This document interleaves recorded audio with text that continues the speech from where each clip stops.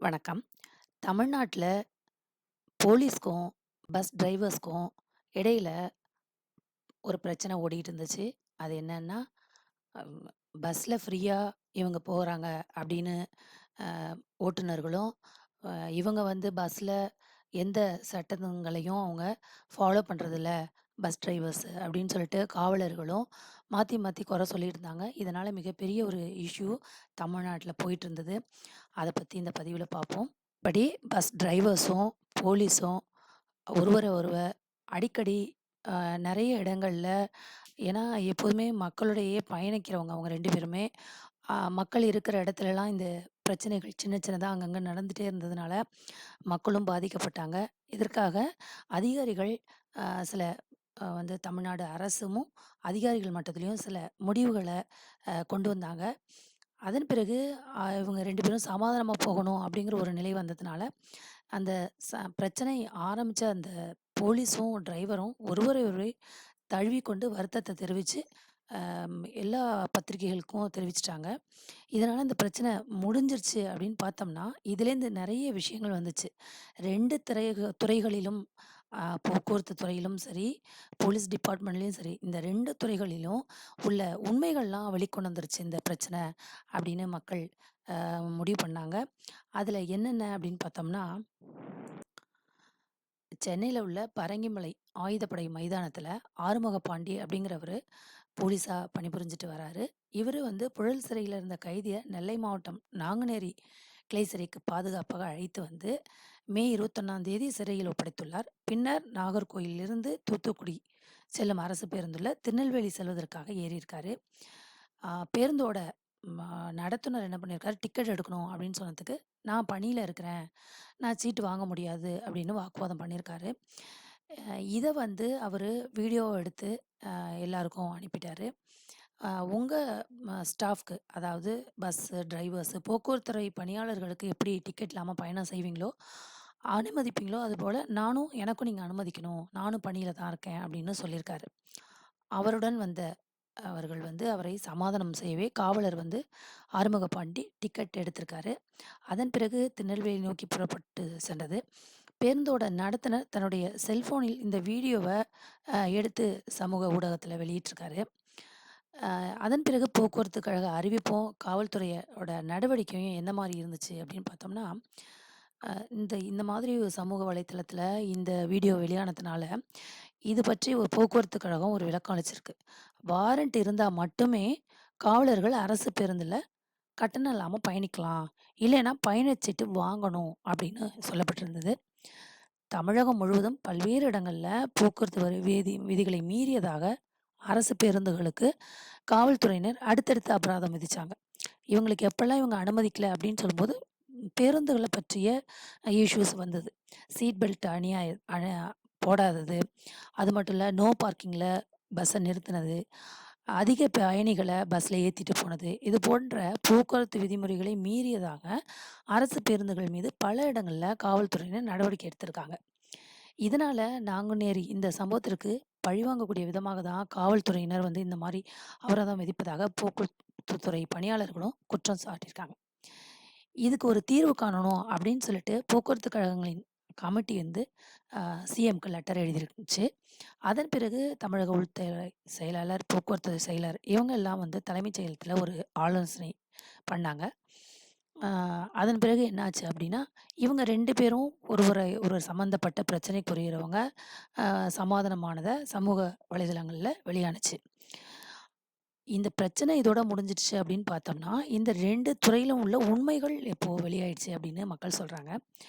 அரசு பேருந்து ஓட்டுநர்கள் சீட் பெல்ட் போடுறதில்ல அப்டின்னு பல இடங்கள்ல காவல்துறையினர் அபராதம் விதிச்சிருந்த நிலையில, முக்கியமா நெறைய அரசு பேருந்துகள்ல சீட் பெல்ட்டே இருக்கறதில்ல. சீட் பெல்ட் இருந்தா தானே நாங்க போட முடியும் அப்படின்னு போக்குவரத்து துறை ஊழியர்கள் சொல்லியிருக்காங்க. ஸோ நம்ம அ நடத்துனர், ஓட்டுநர் சீருடைய அயர்ன் செஞ்சு போடுறதில்ல. ஓட்டுநர் சீட் பெல்ட் போடல அப்படின்னு சொல்லி காவல்துறையினர் அபராதம் வச்சிருக்காங்க. சீட் பெல்ட் இருந்தா தான் போட போறேன் அப்படின்னும் அவங்க சொல்லியிருக்காங்க. இந்த அதாவது தமிழ்நாடு முழுவதுமே சுமார் 22,300 பேருந்துகள் இயங்குது. அதுல அதிக அளவுல நகர பேருந்துகள் வந்து 13,000லேருந்து 14,000 வரைக்கும் இருக்கு. மொத்தமுள்ள பேருந்துகள்ல 2,000லேருந்து 3,000 பேருந்துகள்ல தான் சீட் பெல்ட் இருக்கு. அப்ப மத்த பேருந்துகள்லாம் சீட் பெல்ட் இல்ல. அப்படின்னு சொல்லிட்டு மோட்டார் வாகன சட்டத்துல அம் கண்டிப்பா இருக்கணும்னு குறிப்பிட்டும், ஏன் இந்த சீட் பெல்ட் இல்ல? அதுக்கு என்ன செய்யணும்? அப்படிங்கிற ஒரு கேள்வி மக்களிடையே வந்திருக்கு. பேருந்துகள்ல ஃபர்ஸ்ட் எய்ட் பாக்ஸ் இல்ல, அ ஸ்டெப்னி அதாவது இன்னொரு டயர் அ அடுத்து போக்குவரத்து ஊழியர்களின் புகாராகவே இதெல்லாம் இருக்கு. இவங்க இந்த மாரிலாம் எங்களுக்கு கேஸ் குடுத்தாங்கன்னா, எங்களுக்கு இந்த மாரி உதவிகள், வசதிகள் பஸ்ல இல்ல அப்படின்னு சொல்லியிருக்காங்க. நாங்க இத மீறி நாங்க வந்து கேட்டோம்னா, எங்களுக்கு சம்பள பிடித்தம், ஒழுங்கு நடவடிக்கை இதெல்லாம் வந்து தவிர்க்கிறதுக்காக தான் நாங்க வந்து காவலரிடம் டிக்கெட் எடுக்கிறதுக்காக நாங்க சொன்னோம். நாங்க டிக்கெட் அவங்க எடுத்துக்கலைன்னா, எங்களோட சம்பளத்தில பிடிப்பாங்க. அப்படிங்கிற மாரி அவங்களுடைய கஷ்டங்கள சொல்லியிருக்காங்க. மோட்டார் வாகன விதிமுறைகள் குறித்து வழக்கறிஞர்கள் என்ன சொல்றாங்க அப்படின்னா, மோட்டார் வாகன சட்டத்தின்படி ஒவ்வொரு ஓட்டுநரும் உரிமம் உள்ளிட்ட அடையாள அட்டைகளை சரியாக வச்சிருக்கணும். சீருடை முறையாக அணிஞ்சிருக்கணும். வேக கட்டுப்பாட்டு விதிகள் அரசு பேருந்துகளுக்கும் கண்டிப்பா பொருந்தும். போக்குவரத்து விதிமுறைகளை மீறும் ஓட்டுநர்களுக்கு அபராதம் விதிக்கும் உரிமை காவல்துறைக்கு இருக்கு அப்படின்னு சொல்லப்பட்டிருக்கு. இப்போ தயாரிக்கப்படும் பேருந்துகள் சீட் பெல்ட் உடன் தான் இருக்கு. அந்த பேருந்துகள்ல கூட சீட் பெல்ட் இருக்கிற பேருந்துகள்ல கூட ஓட்டுநர்கள் சீட் பெல்ட் அணியவது இல்லை. அப்படின்னு அந்த விஷயம் பெரிதாக்கப்பட்டிருக்கு.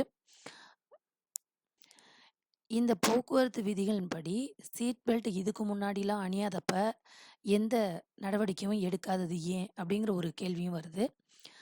அ கோ போக்குவரத்து கழகங்கள், காவல்துறைக்கு இடையே ஒரு புரிதலின் அடிப்படையில் தான் இதுக்கு முன்னாடி அ அபராதம் விதிக்காம இருந்தாங்க. ஒரு சின்ன பிரச்சனைகள் வரவும் 2 துறை ஊழியர்களுக்கும் இடையே இந்த மாரி பிரச்சனைகள் வந்தது.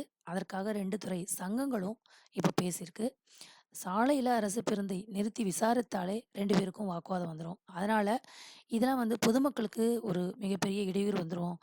தேவையற்ற பிரச்சனைகளை தவிர்க்கணும். நெறைய முக்கியமா ஒரு விஷயத்துக்காக அவசரமா போறவங்க அதில நெறைய பேர் இருப்பாங்க. மக்களுடைய நலன் கருதி தான் இவங்க வந்து அட்ஜஸ்ட் பண்ணி போயிருக்காங்க. அபராதம் விதிக்கிறதில்ல அப்படின்னும் சொல்றாங்க.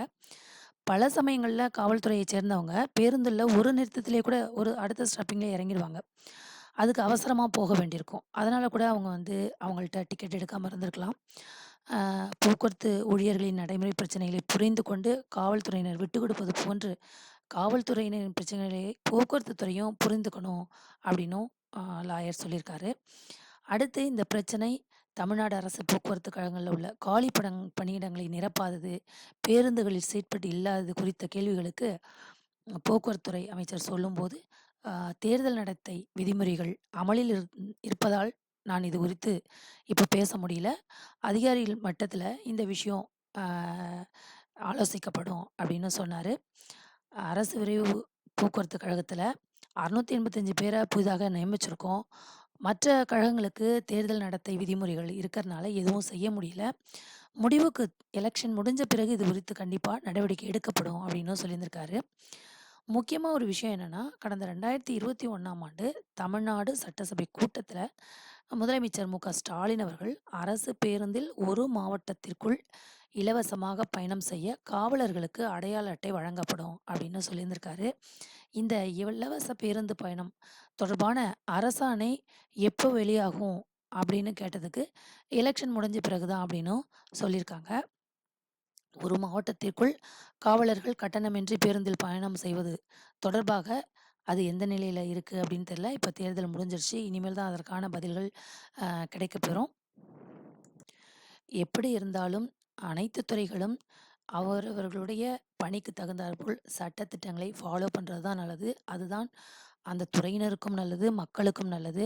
எந்த பிரச்சனைகளும் வராமல் தவிர்ப்பதும் ரொம்பவும் நல்லது. அவர்களுக்கான சலுகையும் அவங்க அனுபவிக்கணும். அதுவும் ரொம்பவும் முக்கியம். அவசரமா ஒரு இடத்துக்கு போகும்போது ஒரு ஸ்டாப்பிங்ல இறங்கி ஒரு கைதிய அழைச்சிட்டு போறாங்க. எமர்ஜென்சி பீரியட் அந்த மாரி இருக்கக்கூடிய நேரங்கள்லாம் இதற்கான முடிவுகள அரசு கண்டிப்பா எடுக்கும். எப்போ எங்கெல்லாம் பிரச்சனை ஏற்படுதோ, அப்போ அதற்கான முடிவுகளும் அதில கிடைச்சிரும். அதனால நெறைய நல்லதுகள் நடந்திருக்கு. இப்ப இந்த 2 துறையிலும் உள்ள ம் ப்ளஸ் பாயிண்ட்ஸ் அதாவது ம் நெறைய உண்மைகள் வெளிவந்திருக்கு. டிரைவர்ஸ் வந்து கண்டிப்பா சீட் பெல்ட் போடணும் அப்படிங்கிற விஷயம் வந்திருக்கு. டிரைவர்ஸும் சரி, கண்டக்டர்ஸும் சரி, காவல்துறையினரும் கண்டிப்பா சட்டதிட்டங்கள ஃபாலோ பண்ணுங்கிற ஒரு விஷயம் இப்போ அனைவர் மத்தியிலும் ஒரு நிலைப்படுத்தப்பட்டிருக்கு. இந்த பிரச்சனையில டிரைவர்ஸு, கண்டக்டர்ஸு, போலீஸ்மென்ஸ் இவங்கெல்லாம் எந்த மாதிரி சட்டங்கள ஃபாலோ பண்ணும் அப்படின்னு உங்களுக்கு தெரிஞ்ச கருத்துக்கள கமெண்ட்ல சொல்லுங்க. நன்றி.